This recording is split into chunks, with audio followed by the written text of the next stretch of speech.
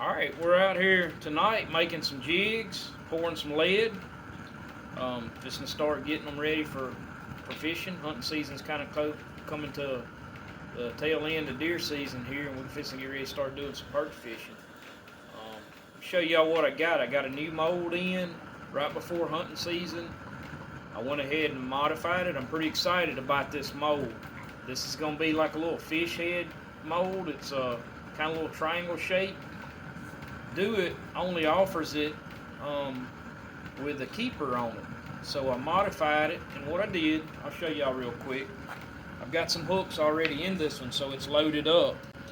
But if you can see right here, the opening in here where there was a keeper, I just put some JB weld in here on all of these. These down here are 1/32. These are 1/16. I'm only pouring 1/16. Once the JB weld was set, I sanded it back down and took a small Dremel with a little die cutting disc on it and cut the grooves for the hooks to set in so it would close. And that's the modification to this mold, so we will have jigs without the keeper on them. Makes it a whole lot easier for tying jigs like we do. So let me show you how they turn out. I got these 4 hooks loaded in there. To preheat it, I just pour lead. I'll show y'all real quick. I'll do one side. I just pour lead on this side right here. That preheats it. You gotta have that mold pretty hot, or the jigs won't pour right. The heads won't be full when you get done with it. So I'll do that on both sides. Let it heat up. Leave it for a few minutes. Bump it like that. Don't do it over the pot or you'll get lead splashed on you. Ease that in there. Like I said, I've already got these loaded in here, so them should be ready to go. We'll set it down right there. Try to pour it pretty fast. Let it harden. Once it's hardened, open it up. Voila, there they are. We'll just take our clippers, clip them off, and them's gonna be ready to paint.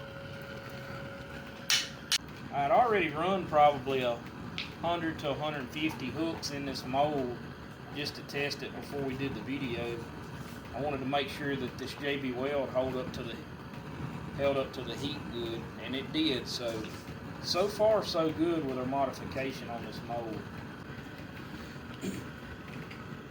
Ready to get some of these jigs made and get on the water, catch some fish. I wish they would make one with a little fish head that didn't have the keeper on it. Would be nice. We wouldn't have to modify this mold like that. There again, we got 4 more ready to go. We're going to test these jigs, see how we like them versus the round jigs that we've been tying.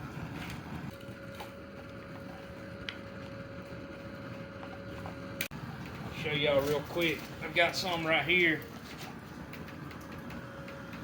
You can see they're made. This is a these hooks right here. I'm testing 3 different new hooks to see which one I like the best. I'll probably do a video show y'all that later. But these are just the regular J hooks. And you can see since we dropped that JB weld in there, it don't have no keeper on it now.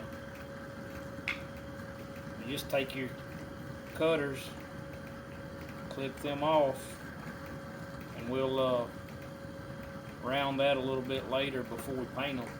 But there we are. You can do it like that, or you can just take them like this and just bend them back and forth on this one, and they'll pop right off. Gonna make some nice looking little jigs. That's 1/16 ounce without the keeper on it. Just a quick modification we made to the jig mold so we could do these without the keeper.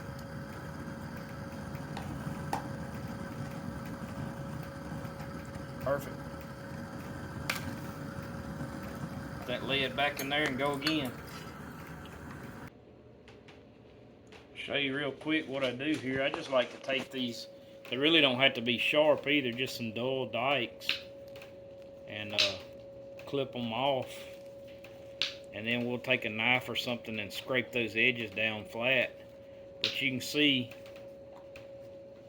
there with the JB Weld where the keeper used to be, it just takes that keeper out of there, which is exactly what we want for tying jigs.